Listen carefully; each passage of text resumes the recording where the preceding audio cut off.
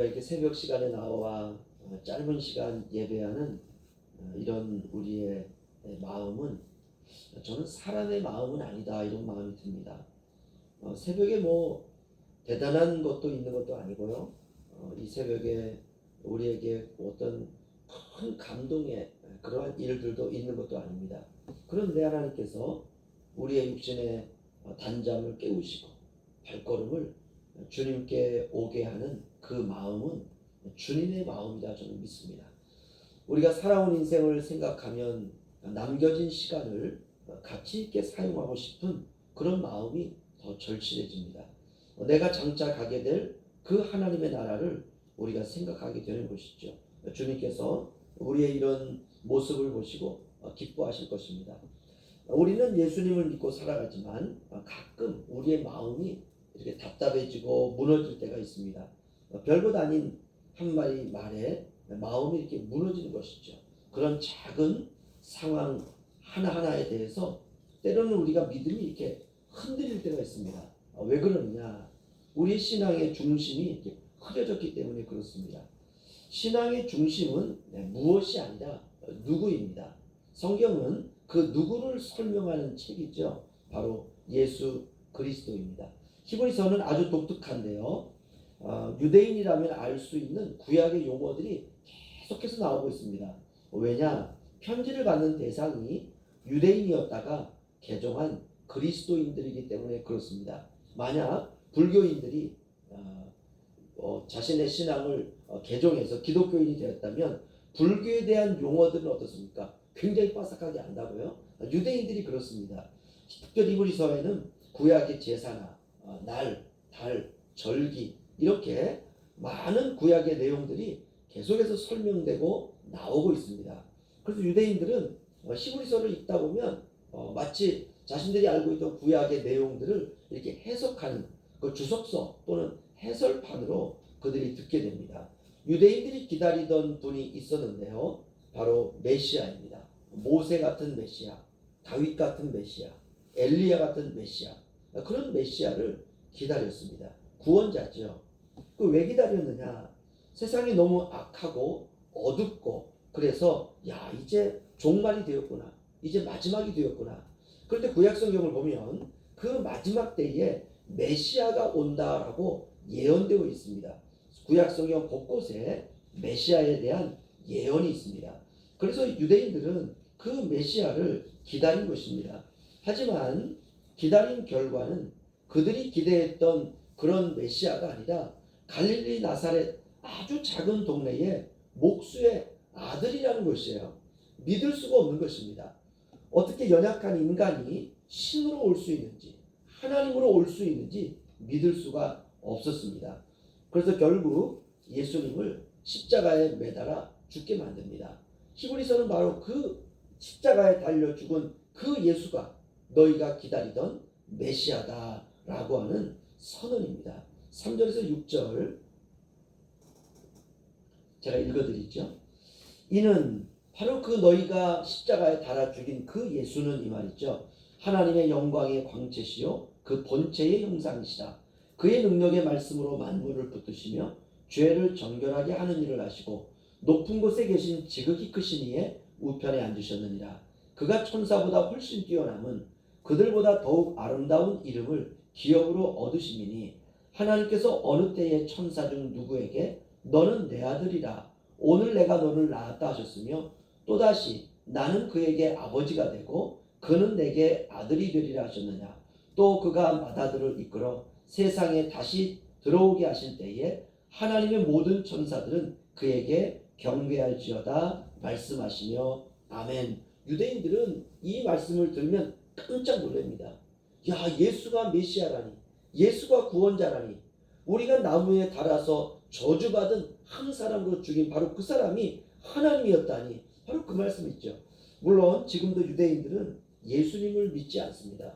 왜 안 믿을까? 그들의 눈에 율법의 비늘이 벗겨지지 않아서 그렇습니다. 무엇을 보느냐라고 하는 건 굉장히 중요합니다. 하지만 눈에 율법이라고 하는 안경을 쓰고 있으면 모든 것이 다 율법으로 보입니다. 우리의 눈에 노란색 안경을 끼고 있으면 세상이 다 노랗게 보여요. 주님은 율법이 아니라 은혜라고 하는 빛으로 오신 것입니다. 사람들이 다 율법 아래 살아가고 있을 때 우리 주님은 은혜로 오셨어요. 예수님이 하나님의 은혜이고 예수님이 하나님의 사랑이고 예수님이 바로 구원자입니다. 우리의 죄를 저 깊은 바다에 던지시고 우리를 죄 없는 자 만들어서 하나님의 의를 주입하시는 바로 그 방식, 이것이 바로 은혜입니다. 이것이 우리를 살렸고 우리를 궁극적으로 영화롭게 하는 구원이었다는 것입니다. 그런데 사람들은 그런 하나님의 방법을 이해하지 못하고 지금까지 은혜가 아니라 율법으로 모든 것을 다 판단하려고 한다는 것입니다. 히브리서는 바로 그 부분을 지적합니다. 그리고 우리에게 이렇게 말하죠. 세상이 바뀌었다. 구원의 실체가 드러났다. 이제는 제사가 아니라 믿음으로 구원받는다. 율법이 아니라 은혜의 시대이다. 누구든지 주 예수 그리스도를 믿으면 구원을 받는다. 예수가 길이요 진리요 생명이다. 예수는 죄인을 구원하려고 이 세상에 오신 하나님이시다. 그분이 하나님의 영광의 광채이시고 하나님의 본체의 형상이다. 이 이야기를 계속하고 있습니다. 물론 성경 전체가 그 이야기죠. 그런데 사람들은 어둠 속에 살기 때문에 이 복음의 사실을 깨닫지 못합니다. 어두움을 빛이라 여기는 것이죠. 그러면 예수님은 누구일까? 히브리서는 이렇게 설명합니다. 오늘 본문은 하나님의 영광의 빛이시다. 하나님의 본체의 형상이시다. 만물을 붙드시는 분이다. 죄를 정결하게 하시는 분이다. 하나님 우편에 앉으셨다. 그리고 결정적으로 이렇게 말합니다. 천사보다 훨씬 뛰어난 분이다. 왜 이런 말을 할까? 유대인들은요, 천사를 굉장히 높은 존재로 여겼습니다. 하지만 아무리 높은 천사라 하더라도 예수님과 비교 대상이 될 수 없다는 것이죠. 7절 8절 우리 함께 읽겠습니다. 시작. 또 천사들에 관하여는 그는 그의 천사들을 바람으로 그의 사역자들을 불꽃으로 삼으시느니라 하였으되 아들에 관하여는 하나님의 주의 보좌는 영원하며 주의 나라의 균은 공평한 균이다. 아멘. 천사와 예수님의 결정적 차이를 설명하고 있습니다. 천사는 바람처럼 쓰임받는 존재라는 것이에요. 종들은 불꽃처럼 사용되는 존재라는 것입니다. 하지만 예수님은 다르다는 거예요. 천사는 바람처럼 쓰임받고 하나님의 종들은 불꽃처럼 사용받지만 예수님은 누구인가? 그분은 왕이라는 것입니다. 그 예수님의 보좌는 영원하다는 것이에요. 한마디로 말하면 예수님의 통치는 영원하다. 예수님의 권세는 흔들리지 않는다. 그런데 왜 우리는 흔들릴까? 문제가 바로 이것입니다. 우리는 예수님이 아니라 상황을 바라보기 때문에 그렇습니다. 예수님과 제자들이 풍랑이 있는 바다 위를 배를 타고 갔을 때 제자들이 막 두려워합니다. 왜 두려워할까? 그들이 예수님이 아니라 풍랑을 바라보기 때문에 그렇습니다. 우리도 인생을 살다 보면 우리의 마음이 흔들릴 때 왜 흔들리는가? 상황이나 사람들의 말이나 환경이나 우리의 감정을 붙들기 때문에 그렇습니다. 이것들이 우리의 중심이 되는 것이에요. 그러면 쉽게 무너지는 것입니다. 신앙은 붙드는 것입니다.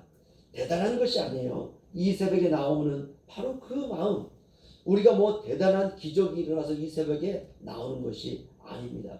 우리에게 뭐 대단한 감동이 있어서 나오는 것도 아닙니다. 우리에게 특별한 어떤 은혜가 있어서 나오는 것도 아닙니다. 그럼 우리가 이 새벽에 왜 나오느냐? 주님께 이끌려서 나오는 것이에요. 바로 그 마음은 주님의 마음입니다.